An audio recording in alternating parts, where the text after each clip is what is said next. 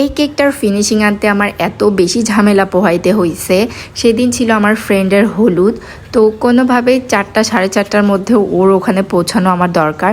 তো এই কেকের ফিনিশিং আনতে আনতে আমার তখন 2টা বেজে গেছে। মানে আমি গোসল দিব কখন, যাব কখন, রেডি হব কখন, আমার আসলে মাথায় হাত সেই সময়।